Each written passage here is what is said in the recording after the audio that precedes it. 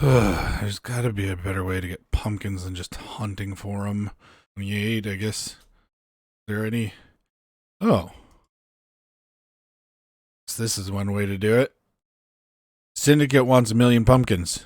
So let's get to it.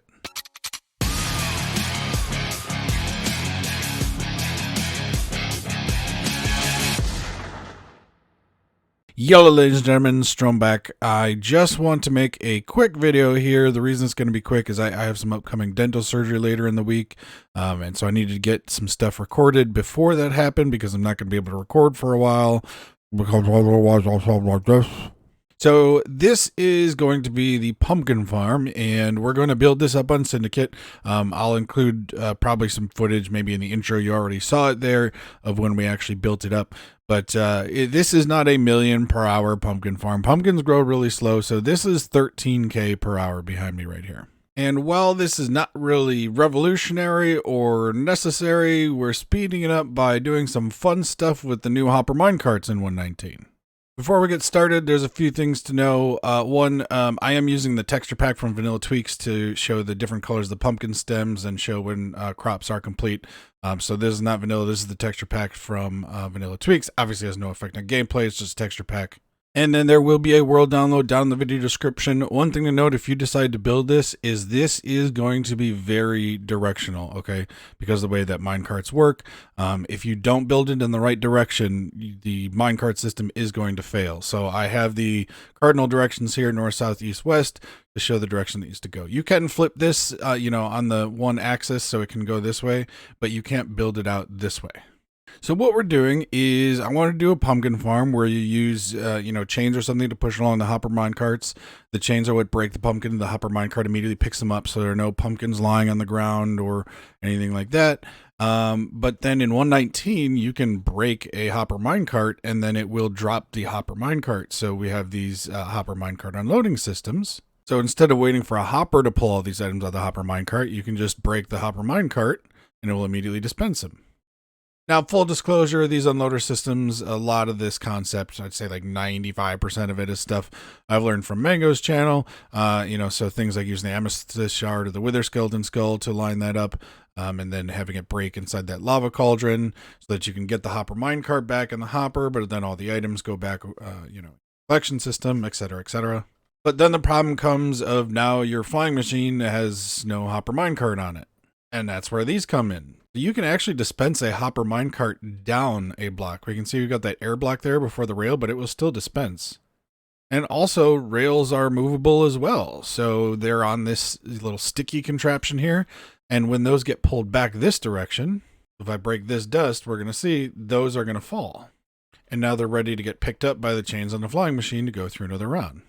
So we just have that same thing tiled up here. We do alternate because we got to get the water in there to hydrate the farmland. And we probably could have fit, fewer flying machine engines. So, this is a flying machine and this is a flying machine.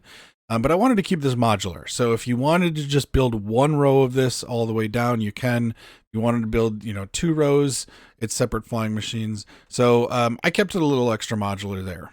Now, what does that mean for the speed of this? I mean, theoretically not much. Your biggest part of the speed is just how large you build this.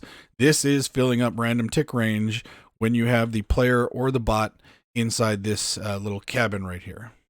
So here, if I turn on the random tick range for the player at where I'm standing, right here in the center, we can see it's reaching both sides of that field.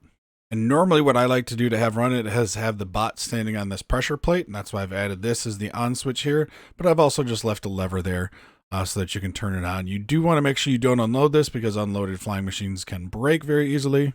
But the nice thing about having the bot on the pressure plate is, let's say you put the bot there and then you go away to go do something else. We can see the machine starting up, but then, I'm okay. I'm going to all the way over here. I'm somewhere else on my server and realize, you know what? I want to turn off some farms. But we don't want to just kill the bot right now because that will stop the flying machines and they will be unloaded. So from wherever you are on the server, you can just type the command to move the bot off of the pressure plate. And then you just give it a few minutes and then you can go ahead and kill the bot. So you don't need to travel back to the farm to turn it off. We can see the bot has moved off the pressure plate. So that redstone line is now off. And then we just need to, like I said, give it a few minutes in order for this to come back. One thing to note is obviously Hopper Minecart can only carry 5 stacks of items. So if you were to leave this, bot loaded until the pumpkin farm filled all the way up and then you want to give it a run, yeah, you're not going to be able to pick up all your pumpkins because they're not all going to fit in the hopper. So this is really meant to be, only loaded when you've got this running. There's nothing wrong with running it extra. You'll get 5 stacks out of each hopper, but you are going to have some empty items left over that aren't going to get picked up. And then all we do is we use a chest minecart. There's plenty of good reasons for that. We take all of the hopper minecarts out of the cauldrons as they break. Well, not out of the cauldrons, but they break right above the hopper, and it's like a couple. You get what I'm saying? And then we just send that over rails over the dispensers in order to equally distribute it back. I'm just going to use this lever here to start it up so we can see. Remember, I do have that bot standing in that cage right there, so this is all bot loaded. And we can see how this starts up. So it's going to go down in a line, and it's going to drop minecarts down, and these flying machines are then going to pick up those minecarts, and then it will restock the stasis rails right here.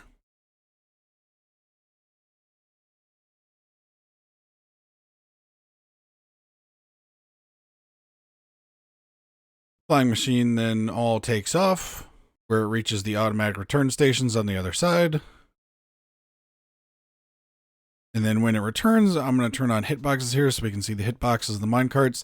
They drop down onto this slab, and we do that so that they don't, just go right over the one wide block. And then they get pushed down, and there we go. Then everything comes over to these shulker loaders. So we have 2 3-time speed shulker loaders.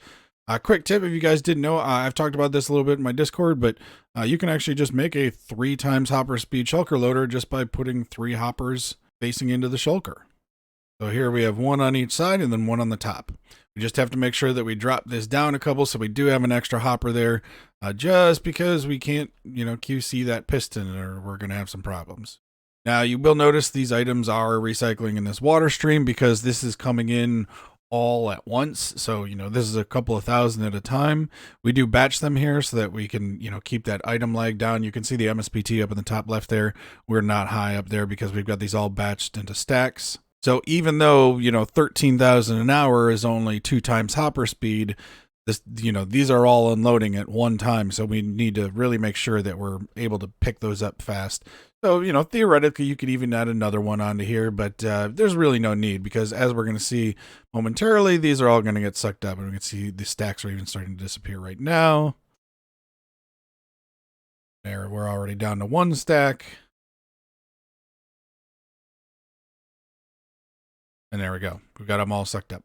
Yeah, so as I was saying, as this was coming in, if we just have a solid block right here, as I was, originally starting off with, it's not enough time for the hopper minecarts to fall down, so they just stop on this block and they keep going. If you have a full 2-wide gap and put an extra rail here, then, the hopper minecarts are landing at the same time, and they were sticking, I would say, like 30% of the time, like a significant portion of the time.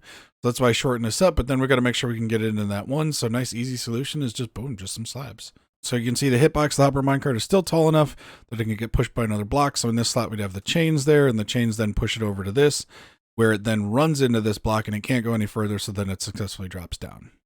So here I've slowed down the tick rate of the game, made it slow-mo so that we can see it happen a little bit better.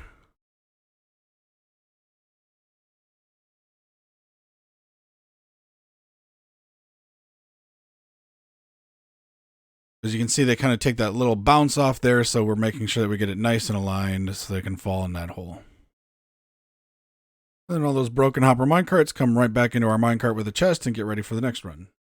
I do like to fill this with some extra hopper minecarts just to keep that buffer in there, just in case you have someone come along and like break that, or you don't do the spawn proofing here. And you'll notice I did put a entire glass layer above this to keep the wandering trader out of it. We did use sea lanterns here. This could be any light source just to keep this area spawn proof from most of your overworld mobs. But if you have a wandering trader come onto here and he walks across a few of these and hits the flying machines, he's going to knock that minecart out and just ruin your day. But if you properly use some sort of light blocks and you do your glass layer on top, you don't have to worry about that at all because then you'll keep it spawn proofed. And I'm coming back to just record this little segment a day later. So we did build this up on Syndicate. We ran it for the entire day. not one single issue with a hopper minecart. So as long as you do your proper spawn proofing and glass layer, yeah, this is going to be good. I just want to make sure I remembered I recorded that part where I said, you don't really have to worry about it. Just want to make sure, if you build this the way it is in the world download, you won't have to worry about it. So that's going to be it for this video. It's just on that pumpkin farm. Again, nothing, revolutionary. So we're just running through some ideas here and just looking at a way to make this design a little bit different and make it a little bit larger, because, I used to have one that was, maybe a few chunks long, and then you just wait for hopper minecarts to suck everything up before sending the machining in. And this was just, is it important? It's not important. It's just fun. But what in Minecraft is important and not about fun? Nothing. Minecraft is about fun. Remember that, ladies and gentlemen. Hope you have fun. Next video is probably going to be delayed a little bit. Like I said, I unfortunately have that dental surgery coming up. Everything's fine, but just got to get something taken care of. So I will catch you all in the next one. Have a good one. Bye.